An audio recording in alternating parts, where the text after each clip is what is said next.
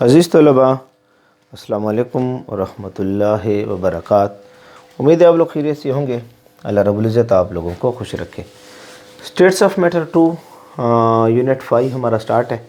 Liquid को हम तफसीलन इस पर बात करें, लेक्चर नंबर 32 इस पर है। आज का जो हमारा टॉपिक है energy changes and intermolecular attraction को हम तफसीलन डिस्कस करेंगे।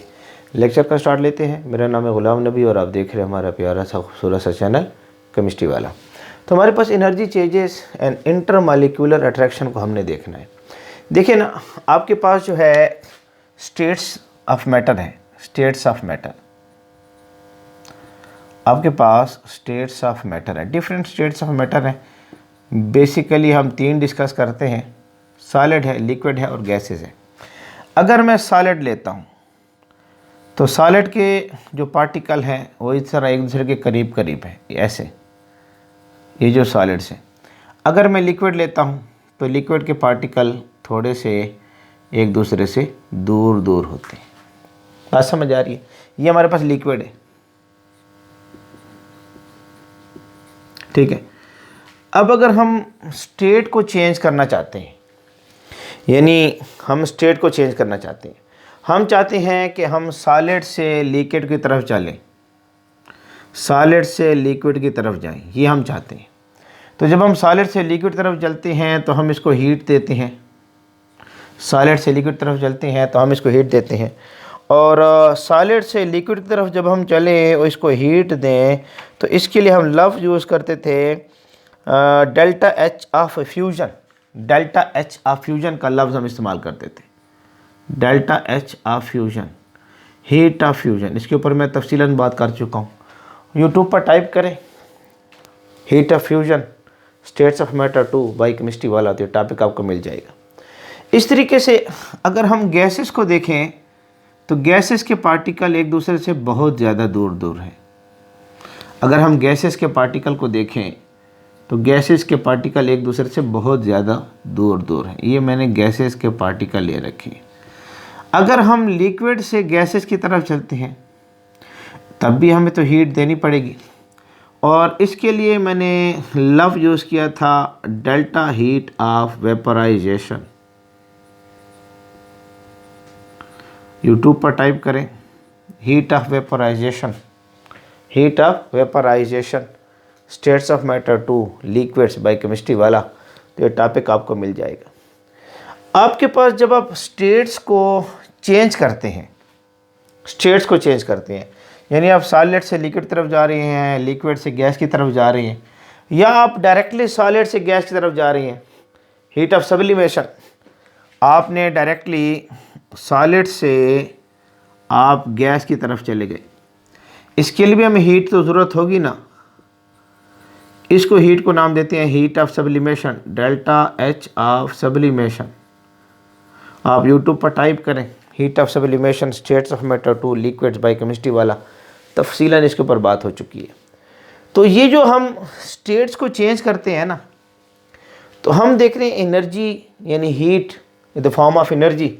ये जो हम हीट लिख रहे हैं ये फॉर्म ऑफ एनर्जी है ना, ये क्या है? फॉर्म ऑफ एनर्जी है, फॉर्म ऑफ एनर्जी, एनर्जी की किस्म है। समझ आ रही है? ये जो हीट हम दे रहे हैं ये क्या है? फॉर्म ऑफ एनर्जी है, एनर्जी की किस्म है। तो एनर्जी चेंज होगी, कहीं पर एनर्जी ज़्यादा दरकार होगी, कहीं पर एनर्जी जो है कम दरकार होगी।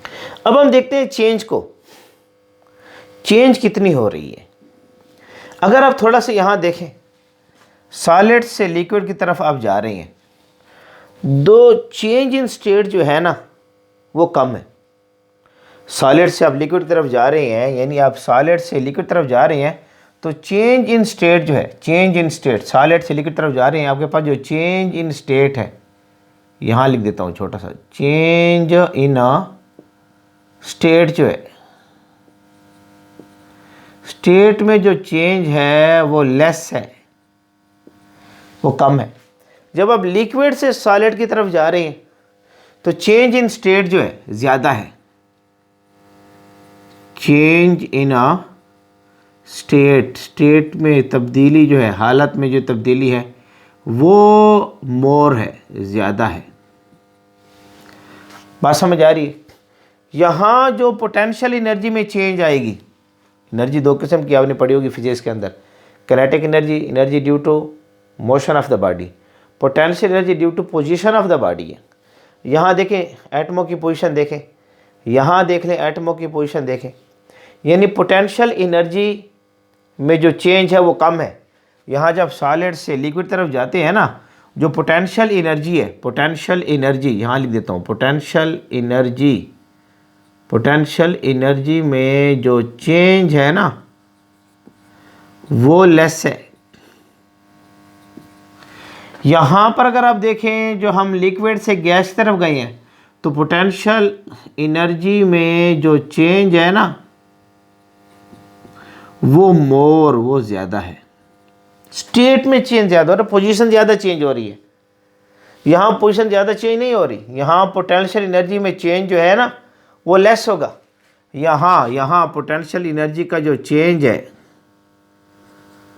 वो लेस होगा। यहाँ पोटेंशियल एनर्जी का चेंज जब हम लिक्विड से गैस की तरफ जाएंगे तो चेंज ज़्यादा होगा। इस वजह से जब स्टेट में चेंज कम हो, पोटेंशियल एनर्जी में चेंज कम हो, तो हमें हीट कम दरकार होती है, कम हमने इसको हीट दी है। अगर चेंज स्टेट में चेंज ज़्यादा हो रही है, पोटेंशियल एनर्जी में चेंज भी ज़्यादा हो रही है, तो हमने इसको हीट ज़्यादा दी है।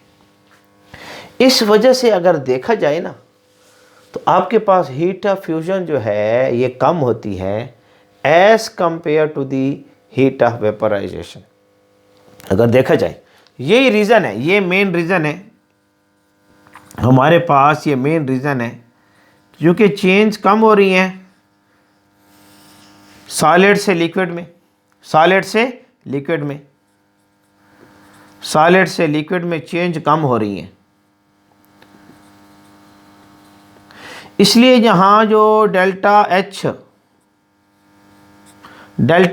ऑफ आपने जो लिया हुआ है फ्यूजन, और लिक्विड से आप गैस की तरफ जा रही हैं, यहाँ जो डेल्टा एच ऑफ वेपराइजेशन है, चूँकि यहाँ चेंज ज़्यादा है तो इसकी वैल्यूज़ हमेशा आपको ज़्यादा नज़र आएगी, इनकी वैल्यू आपको कम नज़र आएगी। अगर आपको याद हो हमने आइस लिया था, ice solid form of water, solid form of water हमने लिया था आइस, इसको हमने हीट किया था और ये पानी में कन्वर्ट हुआ था लिक्विड स्टेट में, याद है? इसको हमने नाम दिया था delta H of fusion, delta H of fusion. हमारे पास यहाँ जब हम आइस को, सॉलिड को लिक्विड में कन्वर्ट कर रहे थे ना, तो उस वक्त जो हमारे पास डेल्टा एच ऑफ फ्यूजन थी 6.02 किलो जूल पर मोल थी। हमारे पास 6.02 किलो जूल पर मोल है। और जब हम लिक्विड लेते थे ना, लिक्विड, और इसको गैस में कन्वर्ट कर रहे थे, यानी हमने लिक्विड ले रखा है, वाटर को लिक्विड ले रखा है, ये हमने वाटर लिया लिक्विड स्टेट में और इसको हमने हीट किया ना, हीट किया इसको हमने, यानी यहाँ पर था डेल्टा एच ऑफ वेपराइजेशन, यानी हमारे पास यहाँ पर पानी जो है वो गैस की हालत में गया, वेपर्स की हालत में आया, वेपर्स की हालत में, गैस से मुराद क्या है? वेपर्स की हालत में पानी आया हमारे पास।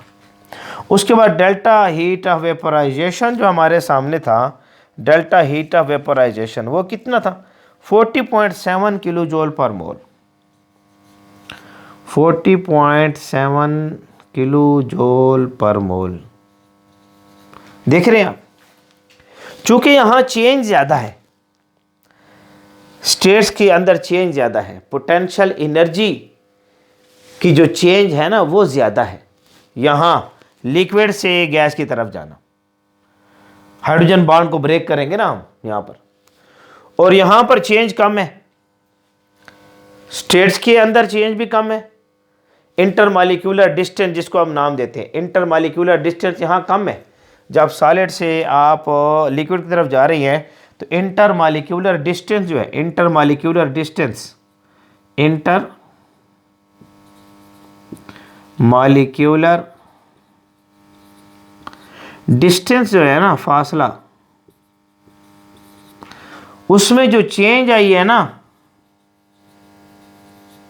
वो लेस आई है। और जब आप लिक्विड से गैस की तरफ जा रहे हैं ना तो फासला इंटरमालिक्यूलर डिस्टेंस ज़्यादा हुआ है। यानी इंटरमालिक्यूलर डिस्टेंस यहां पर जो है ना, इंटरमालिक्यूलर डिस्टेंस जो है ना उसमें जो चेंज आई है ना वो मोर है। नज़र आ रहा होगा उम्मीद है आप लोगों को। यहाँ इंटरमालिक्यूलर डिस्टेंस ज़्यादा है, बिल्कुल नज़र आ रहा है, ठीक है। तो आप थोड़ा सा देख रहे हैं ना, जितनी आपके पास जो है चेंज ज़्यादा होगी, पोटेंशियल एनर्जी में डिफरेंस ज़्यादा होगा, उतनी हमें जो है ज़्यादा हीट की ज़रूरत होगी। इस वजह से जो डेल्टा हीट ऑफ आपके पास फ्यूजन है उसको कंपेयर करते हैं डेल्टा हीट ऑफ वेपराइजेशन से, तो डेल्टा हीट ऑफ फ्यूजन जो है डेल्टा हीट ऑफ वेपराइजेशन से ज़्यादा होती है।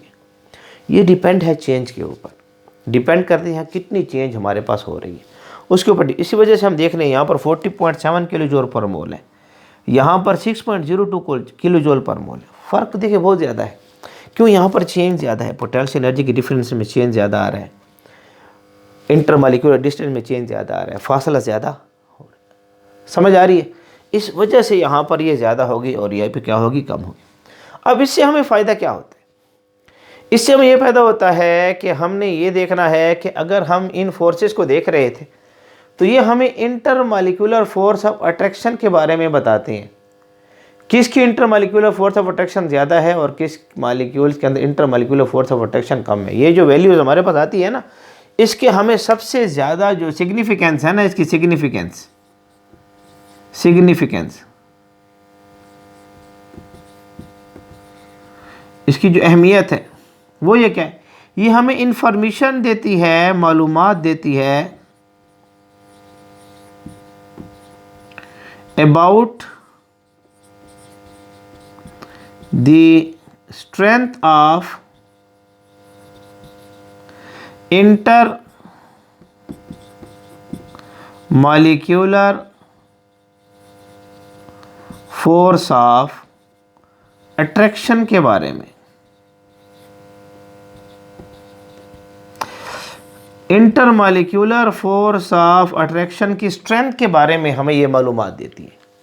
जितनी इंटरमालिक्यूलर फोर्स ऑफ अट्रैक्शन ज़्यादा होती है ना, उतनी इन फोर्सेस की वैल्यू भी क्या होती है, ज़्यादा होती है। जितनी इंटरमालिक्यूलर फोर्स ऑफ अट्रैक्शन ज़्यादा, उतनी इन फोर्सेस की वैल्यू। जैसे मिसाल के तौर पर मैं कहना चाहता हूँ कि जी मुझे बताएं H2O जो है, H2O और ये NH3, मैं ये इन दो के बारे में कहना चाहता हूँ। मेरे पास इसके अंदर भी, पानी के अंदर भी हाइड्रोजन बॉन्डिंग पाई जाती है और इसके अंदर भी NH3 अमोनिया गैस के अंदर भी हाइड्रोजन बॉन्डिंग पाई जाती है। दोनों के अंदर हाइड्रोजन बॉन्डिंग मौजूद है, दोनों के अंदर। अब आपके पास जो है ये लिक्विड स्टेट में है, ये गैस की स्टेट में, ये भी पोलर है, हाइड्रोजन बॉन्डिंग है, तो इसको आप पोलर का नाम दे दें। ये पोलर मॉलिक्यूल इसको आप कह सकते हैं, पोलर मॉलिक्यूल है। ये भी पोलर मॉलिक्यूल है, इसको पोलर मॉलिक्यूल का नाम दे दें, कोई मसला है नहीं। हाइड्रोजन बॉन्डिंग कह दें, पोलर मॉलिक्यूल कह दें। अब एक जो है ना लिक्विड स्टेट में, एक गैस में है, इसमें पानी के जो मॉलिक्यूल्स हैं, ये मैं एक पानी का मॉलिक्यूल ले लेता हूँ। हाइड्रोजन बॉन्डिंग को आप देखना चाहते हैं ना, यूट्यूब पर टाइप करें hydrogen bonding states of matter two liquids by chemistry वाला। तफसीलन इसके ऊपर मैंने एक प्ले लिस्ट तैयार की, डेप्थ में बात की हाइड्रोजन बॉन्डिंग के ऊपर, डिटेल इसके ऊपर जितनी बातें हैं सारी हमने की हैं, एक प्ले लिस्ट तैयार है।